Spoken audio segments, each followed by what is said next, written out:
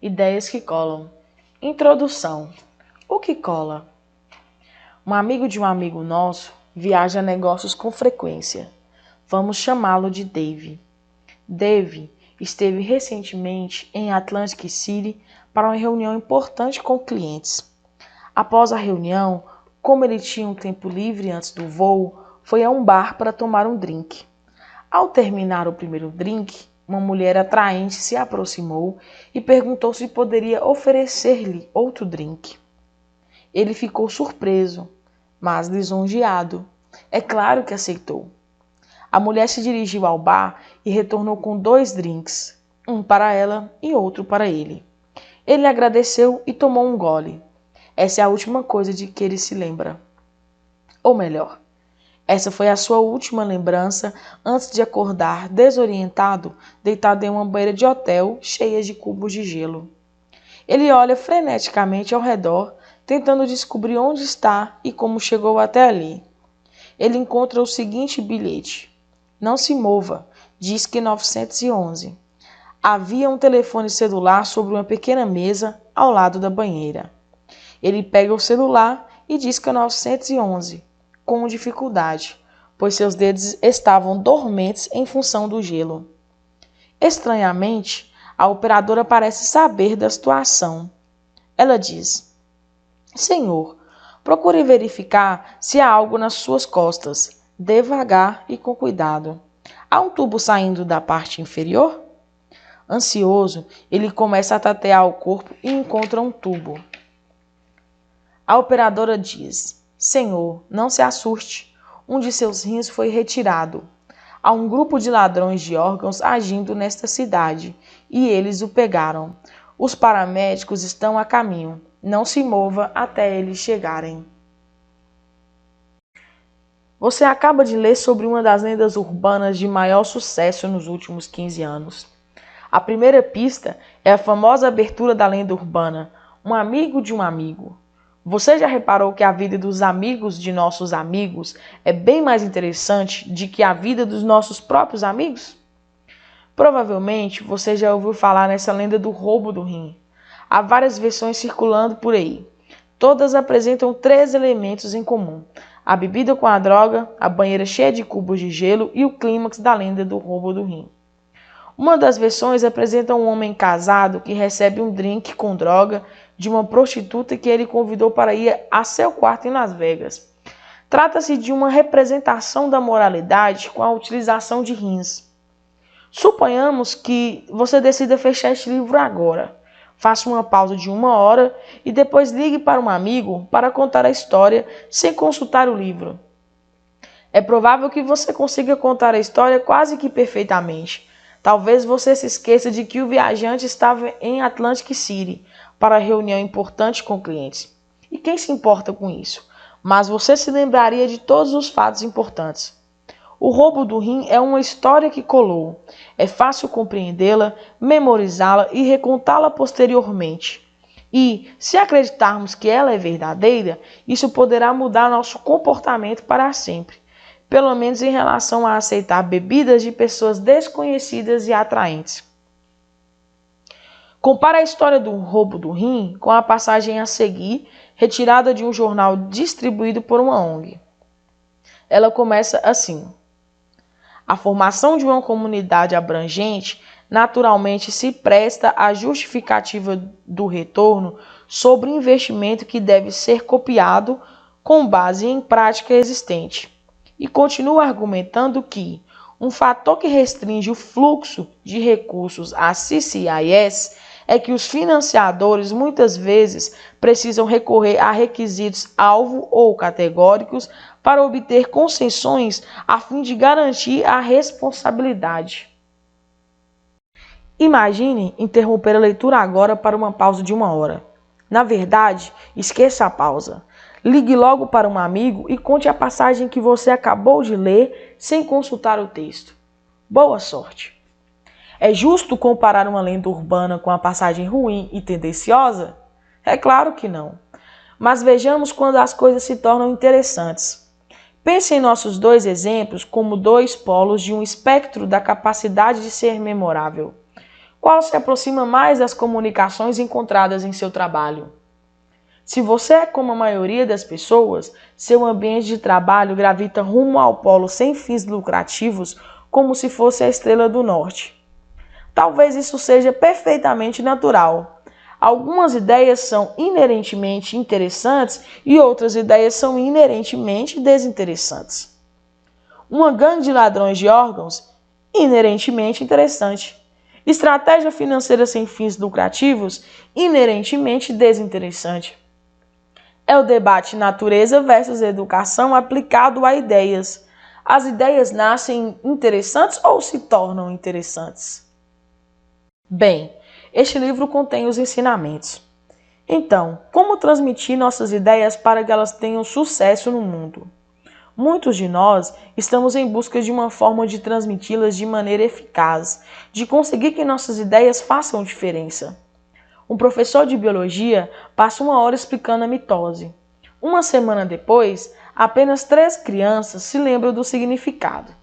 Um gerente faz uma palestra na qual revela uma nova estratégia. Os membros do staff balançam a cabeça entusiasmados, em sinal de aprovação. No dia seguinte, observa que os funcionários da linha de frente continuam a implementar animadamente a estratégia antiga. Em geral, é difícil implementar novas ideias, e mesmo assim, a história ridícula do roubo do rim continua circulando, e sem qualquer tipo de recurso para sustentá-la. Por quê? Será que isso ocorre apenas porque rins roubados dão mais ibope do que outros tópicos?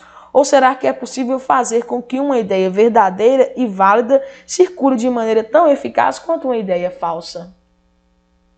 A verdade sobre a pipoca no cinema. Art Silverman não parava de olhar para um saco de pipocas de cinema sobre sua mesa. Aquele saco parecia estar no lugar errado. A sua sala já estava impregnada daquele cheiro de falsa manteiga. Em virtude da pesquisa realizada em sua empresa, Silverman sabia que a pipoca sobre a mesa não era saudável. Na verdade, não era nada saudável.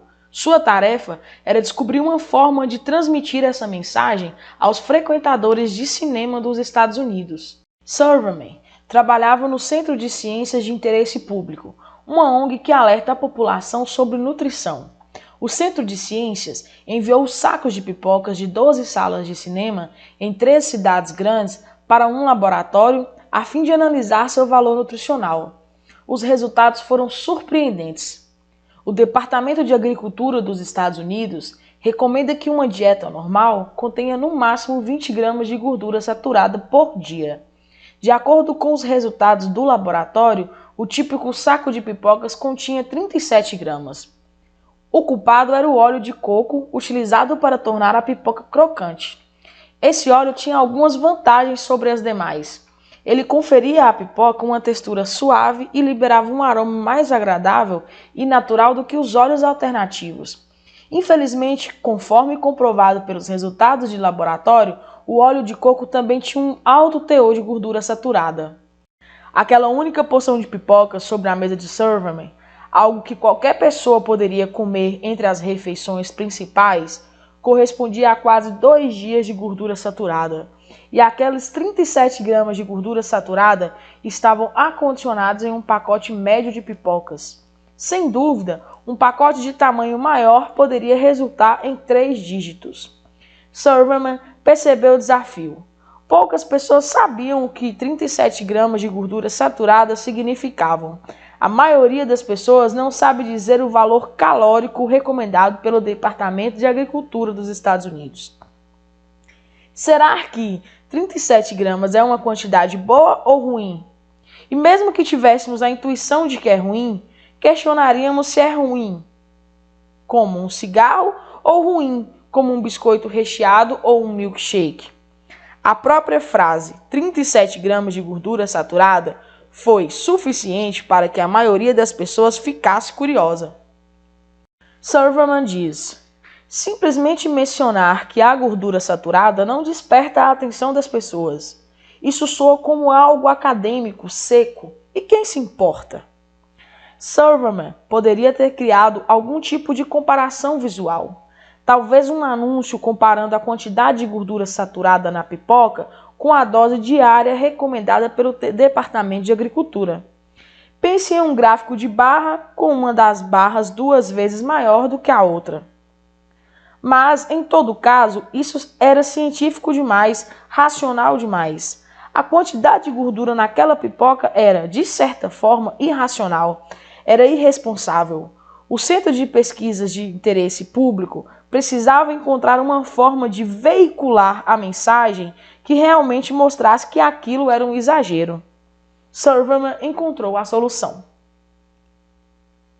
O Centro de Ciências de Interesse Público convocou a imprensa para uma entrevista coletiva em 27 de setembro de 1992 e transmitiu a seguinte mensagem: um pacote médio de pipocas amanteigadas, encontrado em um típico cinema da Redondeza, contém mais gordura com perigo de obstrução arterial do que bacon com ovos no café da manhã, um sanduíche Big Mac com fritas no almoço e um bife com todos os acompanhamentos no jantar. Tudo isso junto.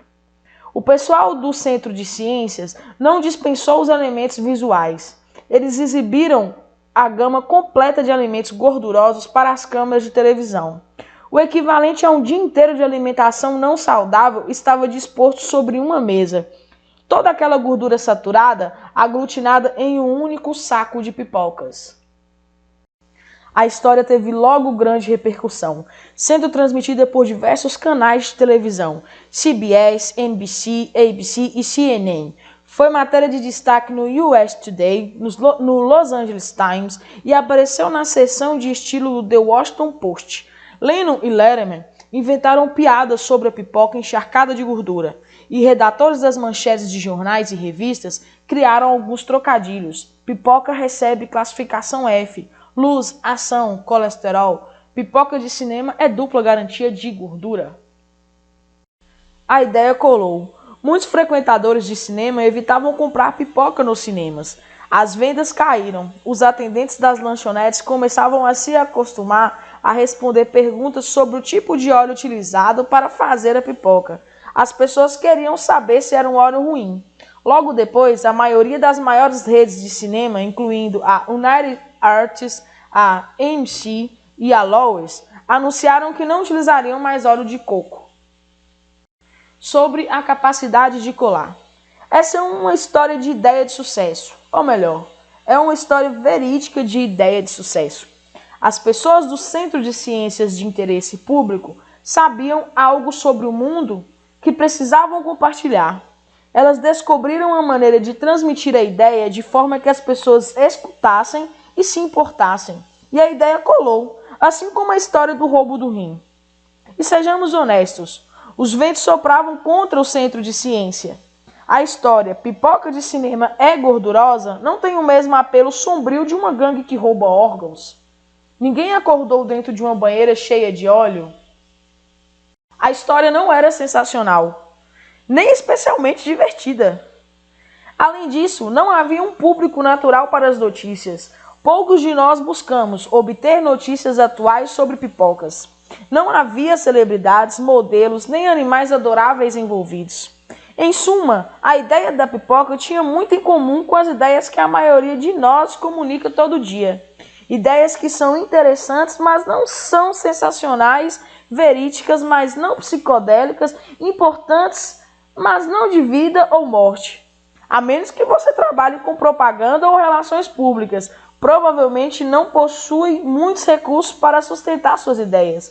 Você não tem um orçamento de propaganda multimilionário, nem uma equipe de divulgadores profissionais. Suas ideias precisam perdurar por seus próprios méritos. Escrevemos este livro para ajudá-lo a fazer com que suas ideias colem. Ao utilizarmos o termo colar, queremos dizer que suas ideias são compreendidas e lembradas e que possuem impacto duradouro. Elas mudam as opiniões ou o comportamento de seu público. Neste ponto, vale a pena perguntar por que você precisaria fazer com que suas ideias colassem. Afinal, a grande maioria de nossas comunicações diárias não precisam colar. Pass the gray, não precisa ser memorável. Quando contamos aos amigos nossos problemas de relacionamento, não estamos tentando causar um impacto duradouro. Então, nem toda ideia merece colar. Quando perguntamos às pessoas com que frequência elas precisam fazer com que uma ideia cole, elas dizem que a necessidade surge uma vez por mês ou uma vez por semana, de 12 a 52 vezes por ano. Para gerentes, essas são grandes ideias sobre novas orientações estratégicas sobre comportamento. Professores tentam transmitir temas, conflitos e tendências para seus alunos.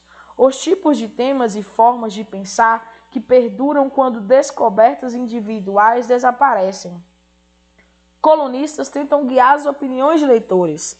Líderes religiosos tentam compartilhar sabedoria espiritual com membros de sua congregação. ONGs tentam persuadir voluntários a contribuir com tempo e doadores a contribuir com dinheiro para uma causa digna. Dada a importância de fazer com que ideias colhem, é surpreendente como o assunto é pouco debatido. Quando recebemos conselhos sobre comunicações, quase sempre isso está relacionado à nossa forma de interagir. Fique de pé, mantenha o contato visual, faça gestos manuais apropriados, pratique, mas não soe ensaiado. Às vezes, somos aconselhados quanto à estrutura. Diga a eles o que você irá dizer a eles. Diga isso a eles e depois diga a eles o que você disse a eles. Ou comece atraindo a atenção deles, conte uma piada ou uma história. Outro tipo de conselho se refere à necessidade de conhecer o público, saber o interesse de seus ouvintes para poder adaptar a sua comunicação a eles. E, finalmente, chegamos ao refrão mais comum na esfera de conselhos sobre comunicação. Repetição, repetição, repetição. Todos esses ensinamentos têm seu próprio mérito, exceto, talvez, a ênfase na repetição. Se precisar dizer a alguém a mesma coisa 10 vezes, é provável que a ideia não tenha sido bem projetada. Nenhuma lenda urbana precisa ser repetida 10 vezes. Mas esse conjunto de conselhos tem uma falha. Ele não ajuda Art Silverman a descobrir a melhor forma de explicar que a pipoca de cinema realmente não é saudável. É claro que Silverman sabe que precisa manter o contato visual e praticar. Mas que mensagem deve praticar? Ele conhece seu público, pessoas que gostam de pipoca e não percebem que ela faz mal à saúde. Então, que mensagem compartilhar com elas? Para piorar as coisas, Silverman sabe que não teria o luxo da repetição. Ele precisaria convencer de cara a mídia a se importar com sua história. Imagine uma professora de ensino fundamental. Ela sabe sua meta, ensinar um conteúdo determinado pela Comissão de Currículo Estadual. Ela conhece seu público, os alunos de terceira série com amplo conhecimento e habilidades. Ela sabe como falar com eficácia. Ela é mestre em postura, dicção e contato visual. Então, a meta está clara, o público está claro e o formato está claro. Mas o design da própria mensagem não está nada claro. Os alunos de biologia precisam compreender mitose. Tudo bem, e daí? Há infinitas maneiras de ensinar a mitose. Qual delas irá colar? E como saber isso previamente? O que nos levou a escrever este livro? A principal pergunta é: como projetar uma ideia que cole? Há alguns anos, nós dois, os irmãos Chip e Dan, percebemos que ambos já estudavam como as ideias colam há cerca de 10 anos. Tínhamos expertise em diferentes áreas de estudo, mas ambos questionavam a mesma coisa: por que algumas ideias colam e outras não? Dan se apaixonou pela educação. Foi o cofundador de uma editora startup chamada Thinkwell, que levantou uma questão um tanto herética. Se você fosse criar um livro do zero, utilizando vídeo e tecnologia em vez de texto, como o faria? Como editor-chefe da Thinkwell, Dan precisava trabalhar com sua equipe para determinar as melhores formas de ensinar matérias como economia, biologia, cálculo e física. Ele teve a oportunidade de trabalhar com alguns dos professores mais eficazes e queridos do país. Um professor de cálculo, que também era um excelente comediante, um professor de biologia, que foi considerado professor do ano nos Estados Unidos, um professor de economia, que também era capelão e dramaturgo. Em essência, Dan dispunha de um curso de treinamento intensivo sobre o que leva um excelente professor a ser excelente. E ele descobriu que, Apesar de cada professor ter seu próprio estilo, coletivamente, suas metodologias instrucionais eram quase idênticas. Shipp, professor da Universidade de Stanford, passou quase 10 anos questionando por que ideias ruins às vezes dão certo no mercado social de ideias. Como uma ideia falsa pode substituir uma verdadeira? E o que torna algumas ideias mais virais do que outras? Ele mergulhou no reino das ideias que naturalmente colam, como lendas urbanas e teorias de conspiração. Com o passar dos anos, ele foi se familiarizando, apesar do desconforto, com algumas das histórias mais absurdas e repugnantes que circulam nos anais de ideias. Ele escutou todas elas. Esta é uma pequena amostragem. O Kentucky Fried Hat. Realmente, qualquer história que envolva ratos e fast food é prato cheio para se gerar boatos. A Coca-Cola descalcifica os ossos.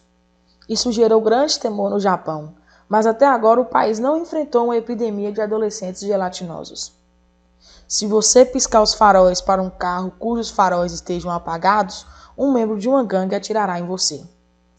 A Grande Muralha da China é o único monumento criado pelo homem que é visível do espaço. A muralha é realmente extensa, mas não muito larga. Pense bem, se a muralha fosse visível, qualquer ponte interestadual também seria visível. E talvez algumas mega lojas do Walmart também. Você só utiliza 10% do seu cérebro. Se isso fosse verdade, teríamos preocupação bem menor com os danos cerebrais. Shipp, junto com seus alunos, passou centenas de horas reunindo, codificando e analisando ideias que naturalmente colam. Lendas urbanas, boatos do tempo de guerra, provérbios, teoria de conspiração e piadas. Lendas urbanas são falsas, mas muitas ideias que naturalmente colam são verdadeiras. Na verdade, talvez a classe mais antiga de ideias que naturalmente colam seja um provérbio. Palavras sábias que costumam ser transmitidas por vários séculos e entre diversas culturas. Por exemplo, versões do provérbio onde há fumaça há fogo já apareceram em mais de 55 idiomas diferentes. Ao estudar ideias que naturalmente colam e que são triviais e profundas, Shipp fez mais de 40 experiências com mais de 1.700 participantes sobre tópicos como: por que as profecias de Nostradamus ainda são lidas após 400 anos? Por que histórias contidas no livro Histórias para Aquecer o Coração são inspiradoras? Por que remédios populares ineficazes ainda são utilizados? Há alguns anos, ele começou a ministrar o curso Como Fazer com que Ideias Colam na Stanford.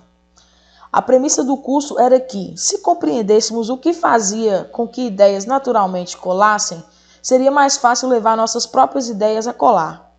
Nos últimos anos, ele abordou esse tópico com centenas de alunos de diferentes carreiras, como gerentes, analistas de políticas públicas, jornalistas, designers e diretores de cinema. Para concluir a história dos irmãos Wright, em 2004, chegamos à conclusão de que estávamos abordando o mesmo problema sob diferentes ângulos.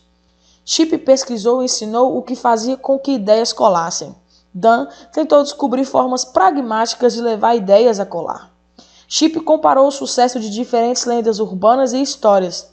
Don comparou o sucesso de diferentes aulas de matemática e política. Shipp era o pesquisador e professor. Dan era o profissional e o escritor. E sabíamos que deixaríamos nossos pais felizes ao passarmos mais tempo juntos. Queríamos analisar ideias que colaram, tanto as espontâneas quanto as inventadas, e descobrir o que as levou a colar. O que torna lendas urbanas tão atraentes? Por que algumas aulas de química dão mais certo do que outras? Porque praticamente toda sociedade tem uma série de provérbios. Porque algumas ideias políticas circulam, são difundidas enquanto outras somem. Resumindo, estávamos buscando compreender o que cola. Adotamos a terminologia o que cola com base em um de nossos autores favoritos, Malcolm Gladwell. Em 2000, Gladwell escreveu o espetacular O Ponto de Desequilíbrio, no qual estuda as forças que provocam o salto de pequenos grupos para grandes grupos, ou a forma como doenças contagiosas se espalham rapidamente após infectarem determinado grupo crítico de pessoas. Porque subitamente houve uma enorme procura por calçados Hush Pops. Porque houve uma grande queda no índice de criminalidade na cidade de Nova York. Porque o livro Segredos Divinos da Irmandade Yaya se tornou tão popular. O ponto de desequilíbrio possui 3 capítulos. O primeiro capítulo, Regra dos Eleitos, aponta para a necessidade de se encontrar a pessoa certa. O terceiro, O Poder do Contexto, aponta para a necessidade de se encontrar o contexto adequado. O segundo capítulo, O Fator de Fixação, argumenta que as inovações têm maior chance de se destacar quando colam. Quando o ponto de desequilíbrio foi publicado, Chip percebeu que fixação era a palavra certa para o atributo que ele buscava em sua pesquisa no mercado de ideias. Este livro é um complemento de O Ponto de Desequilíbrio, pois identificaremos os traços que fazem com que ideias colhem, um assunto que estava além do escopo do livro de Gladwell. Gladwell estava interessado no que torna epidemias sociais epidêmicas. Nosso interesse é mostrar eficácia na construção de ideias, o que faz com que algumas ideias colhem e outras passem. Então, apesar de este livro enfocar aspectos diferentes de O Ponto de Desequilíbrio, queremos agradecer a Gladwell por ter cunhado o termo fixação. Ele realmente pegou. Em 1985, uma pesquisa da ABC News mostrou que 60% dos pais se preocupavam com a possibilidade de seus filhos serem vítimas. Até hoje, muitos pais alertam os filhos para que só comam o que estiver pré-embalado. É uma história triste. Um feriado em família estragado por pessoas más que, inexplicavelmente, desejam fazer mal às crianças. Mas, em 1985, a história mudou um pouco. Pesquisadores descobriram algo chocante sobre a epidemia de adulteração de doces. Não passava de mito. Os pesquisadores, os sociólogos Joel Best e Geraldo Orochi, estudaram todos os incidentes do Dia das Bruxas que ocorreram desde 1958 e não descobriram exemplos de que estranhos tivessem causado danos que ameaçassem a vida de crianças por meio da adulteração de balas. 2 crianças realmente morreram na época do Dia das Bruxas, mas suas mortes não foram causadas por estranho. Um garoto de 5 anos descobriu onde seu tio guardava heroína e tomou uma overdose. Os parentes inicialmente tentaram ocultar a verdade, colocando heroína em seus doces. Em outro caso, um pai, na esperança de receber dinheiro do seguro, causou a morte do próprio filho, contaminando seus doces com cianidina. Em outras palavras, a melhor evidência revela que aceitar doces de estranhos é perfeitamente normal. O motivo de preocupação é a família. A história da adulteração de doces mudou o comportamento de milhões de pais nos últimos 30 anos. Infelizmente, isso levou a suspeitas entre vizinhos e até mesmo a mudança nas leis norte-americanas. Os estados da Califórnia e de Nova Jersey aprovaram leis com penalidades especiais para pessoas que adulteram doces. Por que essa ideia foi tão bem sucedida? Os 6 princípios das ideias que colam. A história dos doces do Dia das Bruxas é, de certa forma, o gêmeo mau da história do Centro de Ciências de Interesse Público. As 2 histórias destacaram um perigo inesperado em uma atividade comum. Comer doce nos Dias das Bruxas é comer pipoca no cinema. As 2 histórias exigiam uma ação simples: examinar os doces de seus filhos e evitar pipoca de cinema. Ambas utilizaram imagens concretas e claras que são facilmente registradas na memória. Uma maçã com uma gilete enterrada e uma mesa completa de alimentos gordurosos. E as 2 histórias mexem com a emoção. Medo no caso do doce do Dia das Bruxas e nojo no caso da pipoca de cinema. O roubo do rim também compartilha muito desses traços. Um resultado altamente inesperado. Um cara que vai a um bar tomar um drink e acaba perdendo um dos rins. Vários detalhes concretos. Uma banheira com vários cubos de gelo. Um tubo estranho saindo da parte traseira inferior do corpo. Emoção. Medo, nojo, suspeita. começamos a verificar os mesmos temas, os mesmos atributos, refletidos em uma grande gama de ideias bem-sucedidas. Com base na pesquisa de Shipp, bem como na análise da pesquisa de vários folcloristas, psicólogos, pesquisadores educacionais, cientistas políticos e caçadores de provérbios, descobrimos que ideias que colam compartilham alguns traços essenciais. Não há uma fórmula para uma ideia que cola. Não queremos exagerar o caso, mas ideias que colam realmente têm uma série de traços em comum, que aumenta sua probabilidade de dar certo. É como discutir sobre os atributos de um grande jogador de basquete.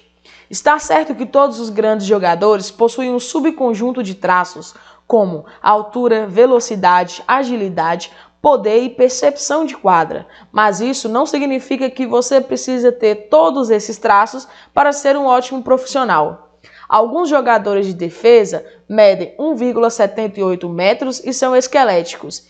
E mesmo que você possua todos os traços, isso não será garantia de sucesso. Com certeza, há grandalhões de 2 metros de altura que são lentos e desajeitados.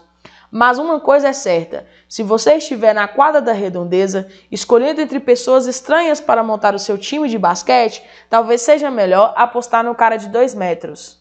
As ideias funcionam de forma semelhante. Uma habilidade que podemos desenvolver é a capacidade de detectar ideias que têm um talento natural, como o estranho de 1,78 metros. Posteriormente, discutiremos neste livro sobre a campanha da Subway, que se concentra em Jared, um aluno de faculdade obeso que perdeu mais de 90 quilos só comendo sanduíches da Subway diariamente. A campanha foi um tremendo sucesso. E ela não foi criada pela agência de propaganda Madison Avenue. Ela foi idealizada pelo proprietário de uma loja que teve o bom senso de detectar uma história surpreendente. Mas é aqui que a nossa analogia com o basquete deixa de funcionar. No mundo de ideias, podemos orientar geneticamente nossos jogadores. Podemos criar ideias com o intuito de maximizar a fixação deles. Ao analisarmos centenas de ideias que colaram, observamos cada vez mais a existência de 6 princípios em comum. Princípio 1. Simplicidade. Como encontrar a parte essencial de nossas ideias? Um advogado de defesa bem-sucedido diz: se você discutir sobre 10 pontos, mesmo que todos sejam bons pontos, quando eles retornarem ao tribunal, já terão sido esquecidos. Para chegarmos à essência de uma ideia, precisamos ser mestres da exclusão. Precisamos priorizar. Ser sucinto não é a missão. A utilização de sound beats não é o mais aconselhável. O ideal é utilizar provérbios. Precisamos criar ideias que sejam, ao mesmo tempo, simples e profundas. A regra de ouro é o modelo básico de simplicidade. Uma declaração de uma única frase tão profunda que um indivíduo levaria uma vida inteira aprendendo a segui-la. Princípio 2. Surpresa. Como fazer para que o público preste atenção em nossas ideias? Como mantermos o interesse quando precisamos de tempo para transmitir as ideias? Precisamos violar as expectativas das pessoas. Precisamos contrariar as expectativas. Um saco de pipocas é tão maléfico à saúde quanto um dia inteiro de consumo de alimentos gordurosos. Podemos utilizar a surpresa, uma emoção cuja função é aumentar a atenção e gerar foco, para prender a atenção das pessoas. Mas a surpresa não é eterna. Para que nossa ideia emplaque, precisamos despertar interesse e curiosidade. Como manter alunos envolvidos na aula de história? Para manter as pessoas curiosas por um longo período, podemos sistematicamente abrir lacunas em seu conhecimento e depois preenchê-las. Princípio 3. Concretude. Como fazer para tornar nossas ideias claras? Devemos explicar nossas ideias em termos de ações humanas, em termos de informações sensoriais. É aí que grande parte da comunicação de negócios se mostra imprópria. Declarações, sinergias, estratégias e visões sobre a missão. Tudo isso costuma ser tão ambíguo que se torna insignificante. Ideias naturalmente feitas para dar certo contêm diversas imagens concretas. Banheiras com cubo de gelo, maçãs com gilete, pois nosso cérebro possui conexões que nos permitem lembrar de dados concretos. Em provérbios, verdades abstratas costumam ser codificadas em linguagem concreta. Mais vale um pássaro na mão do que dois voando. Falar de maneira concreta é a única forma de garantir que nossa ideia tenha o mesmo significado para todas as pessoas que fazem parte do público. Princípio 4. Credibilidade. Como fazer para que as pessoas acreditem em nossas ideias? Quando o ex-cirurgião geral Cooper fala sobre um problema de saúde pública, a maioria das pessoas aceita suas ideias sem ceticismo. Mas, na maioria das situações do dia a dia, não desfrutamos dessa autoridade. Ideias aderentes precisam conter suas próprias credenciais. Precisamos encontrar meios de ajudar as próprias pessoas a testar nossas ideias. Uma filosofia: teste antes de comprar. Para o mundo das ideias. Quando tentamos criar um caso para algo, instintivamente, tendemos a escolher números difíceis, mas, em muitos casos, essa abordagem está totalmente errada. No único debate presidencial norte-americano, em 1980, entre Ronald Reagan e Jimmy Carter, Reagan poderia ter citado inúmeras estatísticas para demonstrar a morosidade da economia. Em vez disso, ele fez uma simples pergunta que permitiu aos eleitores comprovar aquilo por si próprio. Antes de votar, perguntem a si mesmo se sua situação atual é melhor do que há 4 anos atrás. Princípio 5. Sentimentos. Como fazer com que as pessoas se importem com nossas ideias? Levando-os a sentir algo. No caso da pipoca de cinema, as pessoas sentem repugnância porque ela faz mal à saúde. A estatística 37 gramas não evoca emoções. A pesquisa mostra que pessoas estão mais propensas a fazer uma doação de caridade a uma única pessoa necessitada do que a uma região inteira onde haja pobreza. Nossas conexões internas nos levam a sentimentos por pessoas e não por abstrações. Às vezes, o mais difícil é encontrar a emoção certa a ser associada. Por exemplo, é difícil convencer adolescentes a parar de fumar, incutindo neles medo das consequências. Mas é mais fácil fazê-los abandonar o vício apelando para a indignação com a dissimulação dos Big Tobacco. Princípio 6. Relatos. Como fazer as pessoas agirem sobre nossas ideias? Contamos histórias. Bombeiros naturalmente compartilham histórias após cada incêndio e, ao fazer isso, eles multiplicam suas experiências. Após anos escutando histórias, eles têm um catálogo mental mais enriquecido e completo de situações críticas que podem confrontar durante um incêndio e as respostas adequadas a essas situações. Pesquisas mostram que o ensaio mental de uma situação nos ajuda a ter uma melhor atuação quando encontramos aquela situação no ambiente físico. Da mesma forma, escutar histórias funciona como um tipo de simulador de voo mental, que nos prepara para reagir com mais rapidez e eficácia. Esses são 6 princípios de ideias de sucesso. Para resumir, apresentamos aqui uma lista de verificação para criar uma ideia de sucesso. Simplicidade, surpresa, concretude, credibilidade, sentimentos, relatos. Um observador perspicaz notará que destacamos algumas letras em negritos para formar o acrônimo SUCESSO. Admitimos que sucesso é um pouco piegas. Poderíamos ter utilizado candura em vez de simplicidade e emoções em vez de sentimentos.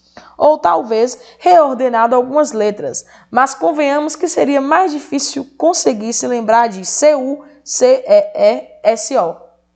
Qualquer um pode aplicar esses princípios. Não há uma licença para especialistas em fixação de ideias. Além disso, a maioria dos princípios tem uma marca de senso comum. A maioria de nós já não tinha a intuição de que devemos ser simples e utilizar relatos? Não existe um público ávido por histórias sem relação com a vida real, complicadas demais. Mas espere um pouco. Estamos dizendo que é fácil utilizar esses princípios, e a maioria deles parece encontrar respaldo em um senso comum. Então, por que não há uma abundância de ideias aderentes criadas com talentos? Por que nossa vida é preenchida com mais memorandos burocráticos do que com provérbios?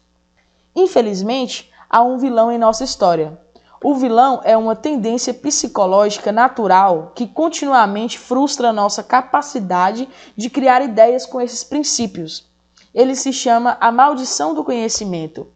Retomaremos esse tema no livro inteiro, procurando conferir a ele a dramaticidade que acreditamos merecer. Ritmistas e ouvintes. Em 1990, Elizabeth Newton obteve um PhD em Psicologia na Universidade de Stanford, onde estudou um jogo simples e que designava às pessoas uma dessas duas funções, ritmistas ou ouvintes. Os ritmistas recebiam uma lista de 25 canções conhecidas como Parabéns para Você e o Hino Nacional dos Estados Unidos. Cada ritmista precisava escolher uma canção e batucar o ritmo para um ouvinte, batendo com as mãos sobre uma mesa. A tarefa do ouvinte era adivinhar a canção, com base no ritmo batucado. A propósito, essa experiência pode ser divertida. Que tal experimentá-la em casa? Basta ter um candidato que seja um bom ouvinte por perto. A tarefa do ouvinte nesse jogo é bem difícil. Durante a experiência de Newton, 129 canções foram batucadas. Os ouvintes adivinharam apenas 2,5% das canções, 3 a cada 120 canções. Mas vejamos por que o resultado acabou levando a uma dissertação em psicologia. Antes de os ouvintes adivinharem o nome da canção, Newton pediu aos ritmistas que previssem as probabilidades de adivinhações corretas pelos ouvintes. Eles fizeram uma previsão de 50% de acertos. Os ritmistas conseguiram transmitir suas mensagens uma vez a cada 40 tentativas. Mas eles pensaram que estavam transmitindo as mensagens uma vez a cada 2 tentativas. Por quê? Quando um ritmista batuca, ele está ouvindo a canção dentro da própria cabeça. Experimente fazer isso. Batuque Parabéns para Você. É impossível impedir que a melodia venha à sua mente. Contudo, os ouvintes não podem escutá-la. Eles só conseguem ouvir uma série de batidas desconectadas, como se fosse um tipo estranho de código Morse. Na experiência, ritmistas ficam surpresos com a dificuldade dos ouvintes em perceber a melodia. A canção não é óbvia? As expressões dos ritmistas quando um ouvinte adivinha Parabéns para Você e o Hino Nacional dos Estados Unidos são reveladoras. Como uma pessoa pode ser tão estúpida? É difícil ser um ritmista. O problema é que os ritmistas receberam o conhecimento, o título da canção, o que torna impossível para eles imaginar o que é a falta desse conhecimento. Ao batucar, eles não conseguem imaginar o que significa para os ouvintes escutar batidas isoladas e não uma canção. Isso é chamado de a maldição do conhecimento. Quando detemos o conhecimento, fica difícil imaginar como é não ter esse conhecimento. Nosso conhecimento nos amaldiçoou e fica difícil recriar prontamente o estado de espírito de nossos ouvintes. A experiência do ritmista ouvinte é repetida todos os dias no mundo inteiro. Os ritmistas e os ouvintes são céus e empregados da linha de frente, professores e alunos, políticos e eleitores, marqueteiros e clientes, escritores e leitores. Todos esses grupos contam com comunicação contínua, mas, assim como os ritmistas e ouvintes, eles são afetados pelo enorme desequilíbrio de informações. Quando um céu discute sobre o desbloqueio do valor do acionista, há uma melodia tocando em sua cabeça que não pode ser ouvida pelos empregados. É difícil evitar esse problema. É provável que o céu tenha 30 anos de imersão diária na lógica e nas convenções dos negócios.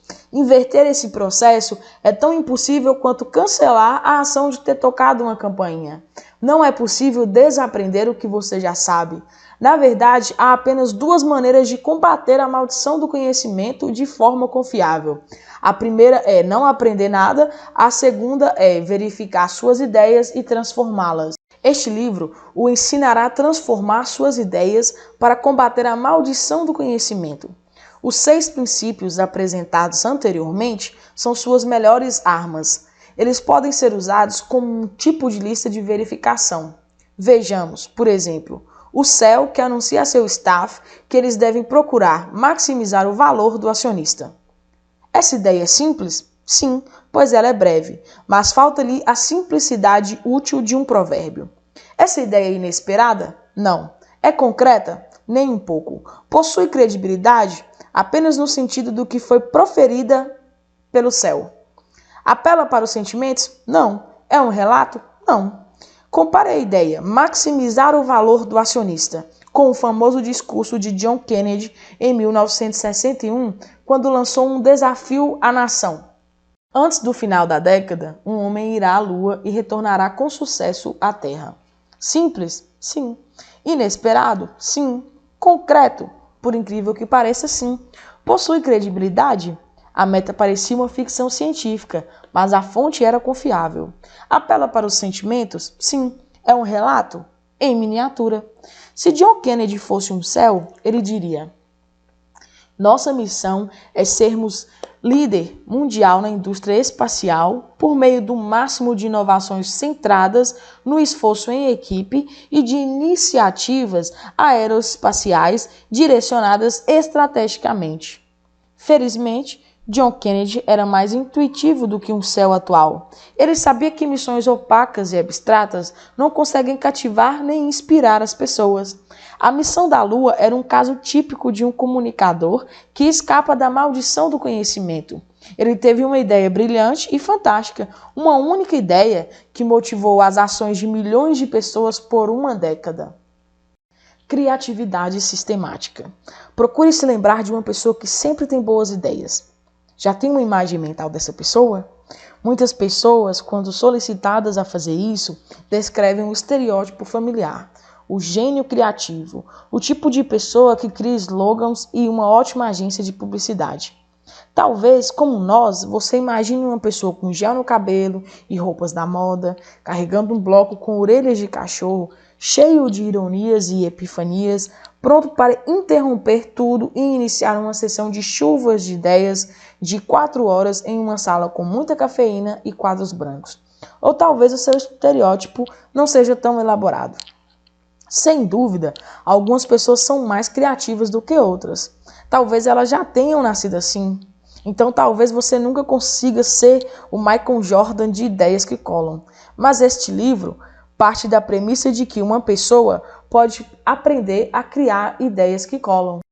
Em 1999, uma equipe de pesquisa israelense reuniu um grupo de 200 dos melhores anúncios, propagandas que foram finalistas e vencedoras nas maiores competições de propaganda. A equipe descobriu que 89% das propagandas vencedoras poderiam ser classificadas em 6 categorias ou modelos básicos. Isso é incrível. Poderíamos esperar que conceitos muito criativos apresentassem um alto nível de idiosincrasia, como um capricho de tipos criativos natos. Parece que esses 6 modelos simples têm um longo caminho a seguir. A maioria desses modelos está relacionada ao princípio da surpresa ou imprevisibilidade. Por exemplo, o modelo consequências extremas aponta consequências inesperadas de um atributo de produto. Há uma propaganda que destaca o poder de um sistema estéreo de carro.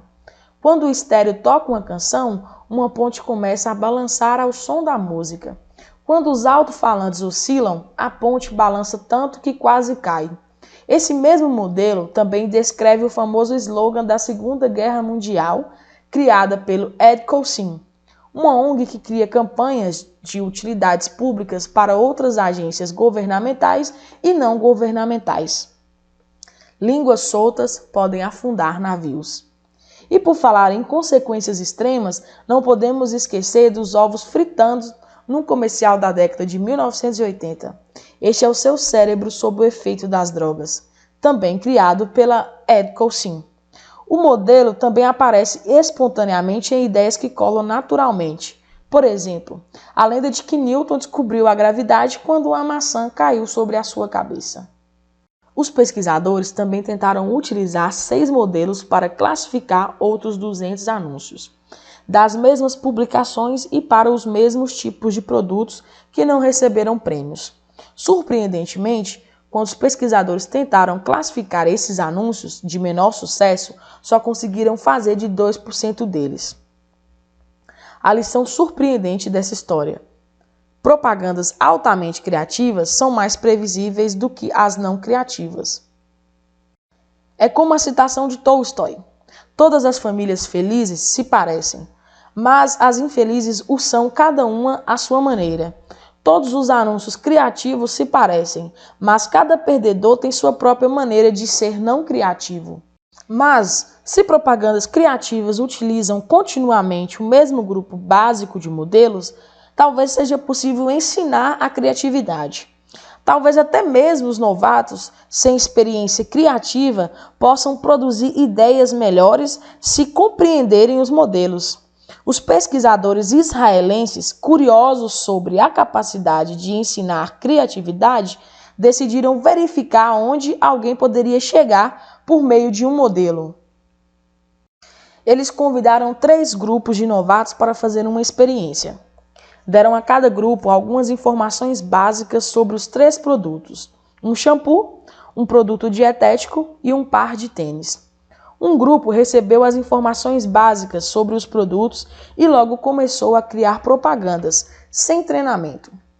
Um diretor criativo e experiente, que não sabia como o grupo havia sido treinado, selecionou seus 15 melhores anúncios. Depois, esses anúncios foram testados por consumidores. Os anúncios desse grupo se destacaram. Consumidores os classificaram como irritantes. Será que essa poderia ser a explicação tão esperada para os anúncios de agências de automóveis locais? Um segundo grupo foi treinado por 2 horas por um instrutor de criatividade experiente, que mostrou aos participantes como utilizar um método de brainstorm de livre associação. Essa técnica é um método padrão para ensinar criatividade. Pressupõe-se que ela amplie associações, faça conexões inesperadas e revele várias ideias criativas para que as pessoas possam selecionar as melhores. Se você já participou de uma aula sobre brainstorm de ótimas ideias, provavelmente ensinaram a você esse método. Novamente, os 15 melhores anúncios foram selecionados pelo mesmo diretor criativo, que não sabia como o grupo havia sido treinado. Depois, os anúncios foram testados pelos consumidores. Os anúncios desse grupo foram classificados como menos irritantes do que os do grupo sem treinamento. Porém, eles não foram considerados mais criativos. O último grupo foi treinado por 2 horas sobre como utilizar os 6 modelos criativos. Novamente, os 15 melhores anúncios foram selecionados pelo diretor criativo e testados por consumidores. De repente, esses novatos desenvolveram criatividade. Seus anúncios foram classificados como 50% mais criativos e geraram uma atitude 55% mais positiva em relação aos produtos anunciados.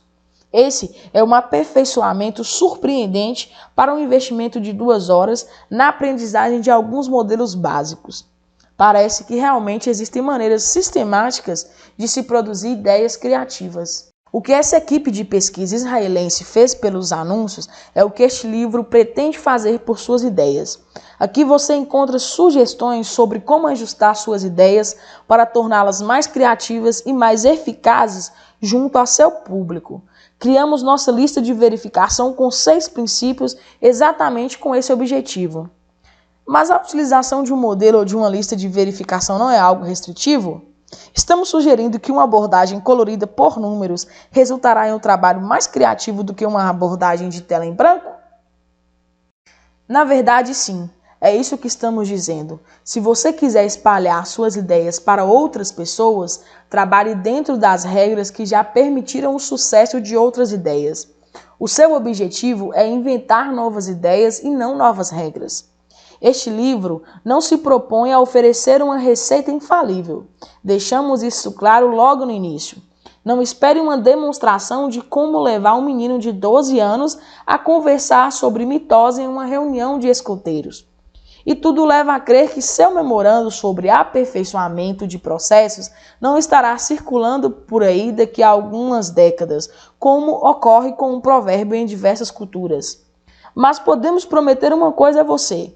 Independentemente de seu nível de criatividade natural, mostraremos como qualquer esforço com um mínimo de foco pode tornar uma ideia mais aderente. Uma ideia que cola é uma ideia que tem mais chances de fazer diferença. Você só precisa compreender os 6 princípios de ideias poderosas.